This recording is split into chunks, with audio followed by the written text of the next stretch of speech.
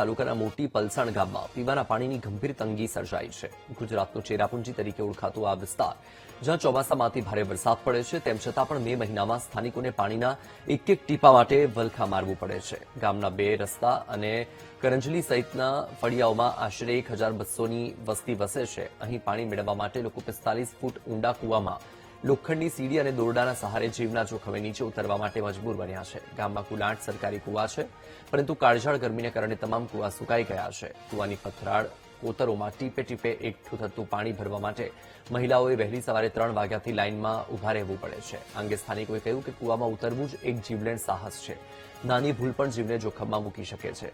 વધુમાં સ્થાનિકોએ આરોપ લગાવ્યો કે કપરાડામાં 586 કરોડના ખર્ચે અમલમાં આવેલી એસ્ટોલ જૂથ પાણી પુરવઠા યોજના અંતર્ગત ઘરે ઘરે નળના કનેક્શન આપી દેવાયા છે, પરંતુ હજુ સુધી એક ટીપું પણ પાણી આવ્યું નથી, જેથી સ્થાનિકોએ તાત્કાલિક પીવાના પાણીની વ્યવસ્થા કરવાની માંગ કરી છે. वहाँ पे क्या है सर, वो जो हमारा बेरस्ता मोटी परसेंट बेरस्ता फलिया है, वहाँ पे जो मेरा कुएं में पानी अभी होली के बाद सूख गया है. उसे बहनों और भाइयों के लिए अभी 35-50 फुट का कुआं है. उसमें जो पानी भरने के लिए और सीढ़ी और दोड्डा द्वारा निकलना पड़ता है. जोखमी सर वही है, जो कुएं में उतरना और तो नीचे से ऊपर तक पानी निकलना बहुत जोखमी है.